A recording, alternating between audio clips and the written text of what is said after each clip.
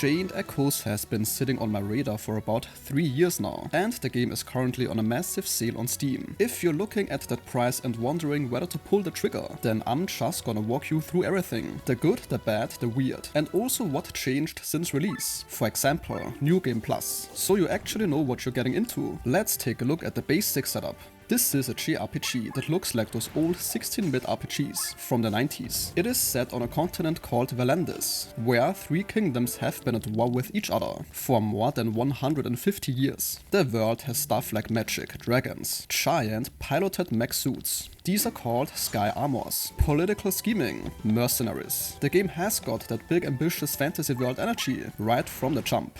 Now here's the impressive thing. One person made almost the entire thing over 7 years. And the first thing that hits you is how good it looks. Not good for one guy good, just actually good.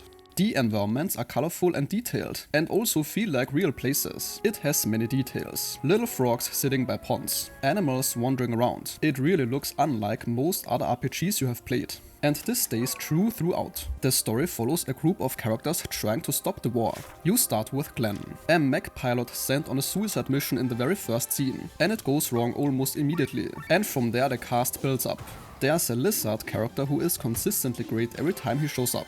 An older bard type who's warm and fun to have around, and there are quite a few others. The story has all the things you would expect: twists, betrayals, dramatic moments, with the music swelling. The issue is pacing. The game moves fast enough that it sometimes doesn't give you enough time with certain characters before things happen with them. You feel like you're supposed to have a strong reaction, but you're just kind of watching it unfold. This is not always the case, but it also doesn't always stick the way it wants to. There is one particular party member that gets a lot of forced screen time, and if he or she happens to rub you the wrong way early, then that doesn't really change. The game keeps this person front and center regardless. Now the combat is where things get more interesting. The game does not have random encounters. The enemies are visible on the map, and you can avoid them. Every fight ends with a full heal, which makes more sense once you understand the overdrive system. There's a bar at the top of the screen that basically everything revolves around. Using abilities pushes it right. You want to stay in the green zone. Overdrive, where your party hits harder, takes less damage, and skills also cost half as much. If you push too far right into the red, then enemies suddenly hit much harder.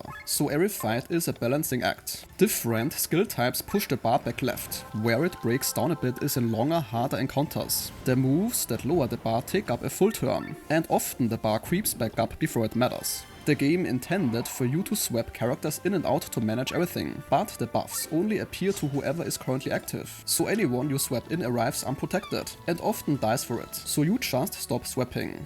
Outside of combat, there are a lot of systems, skill points, grimoire shards that work like level ups, upgrade materials, and the crystal system, where you slot random crystals into equipment for stat bonuses. The crystal system was actually patched and improved after launch, so it is less painful than it used to be, but even now it's the kind of thing you might eventually just ignore. The upgrade material grind is real too. If you fall behind on gear, then the normal enemies will let you know. The game feels like it's naturally pacing you through the story, but it isn't. The early skill choices can cause real problems later, and catching up isn't straightforward. Now here's the thing, despite all of that, there is something genuinely special about this game that is hard to shake.